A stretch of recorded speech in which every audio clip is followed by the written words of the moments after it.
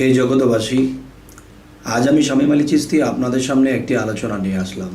সেই আলোচনাটি হলো যে আমরা যদি বান্ডার শরীফের দিকে লক্ষ্য করি, যে এই সারা বিশ্বব্যাপী বান্ডার শরীফ নামে যেই নামের যে একটা প্রচলন হয়ে গেছে, এটা যে কোনো মানুষই জানে বা এই কথাটি শুনেছে যে বান্ডার শব্দ একটা বিষয়, যে বান্ডার শরীফ চিটাগাঙে বান্ডার শরীফ আছে।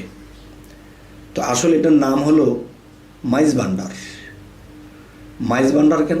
যে চিটাগাঙের মাঝখানে এটা হয়েছে, দরবারটি হয়েছে, তাই মাইজ বান্ডার মানে মাঝখানে এই বান্ডারটি হয়েছে। আর এই ভান্ডারটি কিসের ভান্ডার? এই ভান্ডারটি হলো আধ্যাত্মিক জগতের জ্ঞান, গুণ এবং আল্লাহকে পাইবার জন্যে যে আল্লাহর জ্ঞান ভান্ডার, এই জিনিসটাই বোঝানো হয়েছে। যাই হোক, যারা বান্ডার শরীফের লোক আছে তারা হয়তো আমার কথাগুলো একটু খেয়াল করে শুনবেন, এবং বান্ডার শরীফের লোকের বাহিরেও যারা আছেন তারাও খেয়াল করে শুনবেন। আজকের কথাগুলো একটু অন্যরকম হতে যাচ্ছে। যে দেখা গেছে বান্ডার শরীফের প্রতি যদি কারো মনোমালিন্য থাকে, আশা করব এই কথাগুলো শোনার পরে মনোমালিন্য থাকবে না, বরঞ্চ ভালো দিকে আসবে, এই আশা রেখেই আজ আলোচনাটি করব। আলোচনাটি হলো গাউসুল আজম কি এবং গাউসুল আজম কোন শক্তি, এই নিয়ে আলোচনাটি হবে। আমার মুর্শিদ কেবলা যদি আমাকে জ্ঞান দান করেন তবে আমি গাউসুল আজম সম্পর্কে আপনাদের সাথে কিছু আলোচনা করতে পারবো। গাউসুল আজম বিষয়টি আসলে কি? গাউসুল আজম নামটি তো আল্লাহর 99 নামের মধ্যেও পাওয়া যায় না। এই গাউসুল আজম নামটি হযরত বড় পীর আব্দুল কাদের জিলানী রহমতুল্লাহ আলাই এর উপরেই বর্ষিত হয়েছিল। এর আগে তো কখনো এই নামের প্রচলন ছিল না। বড় পীরকে দিয়েই এই নামের শুরুটা হইয়াছিল। গাউসুল আজম কোন শক্তি, যেই নামের গুণে আগুন হইয়া যায় পানি। নবুয়াতের সময় এই গাউসুল আজম নামের শক্তিটি কোথায় কিভাবে ছিল, এবং নবুয়াতের পরে বড় পীর আব্দুল কাদের জিলানী রহমতুল্লাহ আলাই আসার আগ পর্যন্ত এই গাউসুল আজম নামটি কোথায় কিভাবে ছিল। এই গাউসুল আজম নামটির এত শক্তি কেন যে বড় পীর সকল পীর আউলিয়ার সর্দার হইলেন? কিন্তু এই গাউসুল আজম নামটি তো নবুয়াত ক্ষমতাও নয় যে গাউসুল আজম নামটি ধরল। এই কথাটিও সঠিক নয়, কারণ গাউসুল আজম ক্ষমতাটি সম্পূর্ণ আলাদা বিষয়। এবার আসি গাউসুল আজম শব্দের অর্থ কি। অর্থ বুঝতে গেলে কি বোঝায়? অর্থ না বুঝে শুধু জপেই গেলাম। অর্থটি হলো গাউসুল আজম অর্থাৎ গাউসদেরও শ্রেষ্ঠ, অর্থাৎ কুতুবেরও শ্রেষ্ঠ, তার মানে জ্ঞান শ্রেষ্ঠ। আচ্ছা, গাউসুল আজম শব্দের আরও অর্থ যদি যাই, তিনি মহাসাহায্যকারী। মহাসাহায্যকারী কে? আল্লাহ তো সবার মহা, আল্লাহর চেয়ে বড় কেউ নেই। তাহলে যিনি গাউসুল আজম তিনি যদি মহাসাহায্যকারী হয়ে থাকেন, তাহলে মহাসাহায্যকারী তিনি আল্লাহ। আর এই গাউসুল আজম নামটি অন্য ভাষা।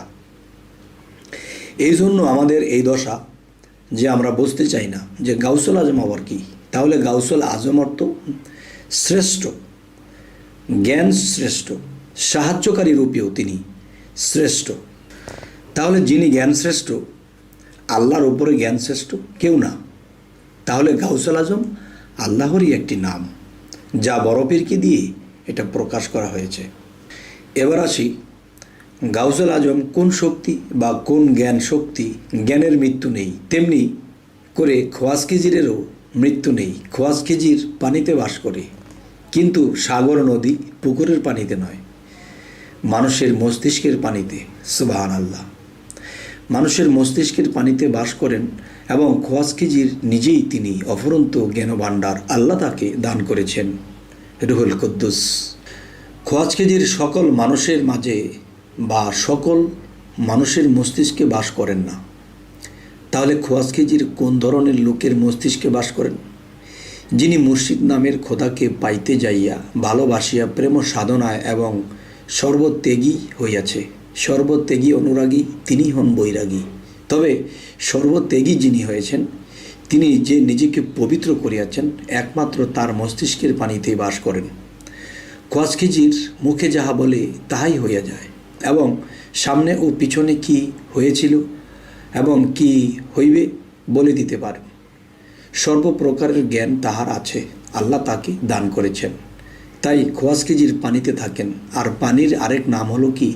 জ্ঞান। পানির সাথে জ্ঞানের তুলনা করা হয়েছে, তাই সেই নালা ডোবা এসবের পানির কথা বলা হয়নি। মুসা নবীকে এই খোয়াজ খিজির জ্ঞানের শিক্ষা দিয়েছিল। যখন আল্লাহকে মুসা বলেছিল, আমি অনেক জ্ঞান অর্জন করিয়াছি, কিন্তু খোয়াজ খিজির জ্ঞান শ্রেষ্ঠ। তাহলে যেই পবিত্র মানুষটির মস্তিষ্কে খোয়াজ খিজির বসবাস করে, আমি অনেক জ্ঞান অর্জন করেছি কিন্তু খোয়াজ খিজির জ্ঞান শ্রেষ্ঠ, তাহলে যেই পবিত্র মানুষটির মস্তিষ্কে খোয়াজ খিজির বাস করেন তিনি একমাত্র গাউসুল আজম।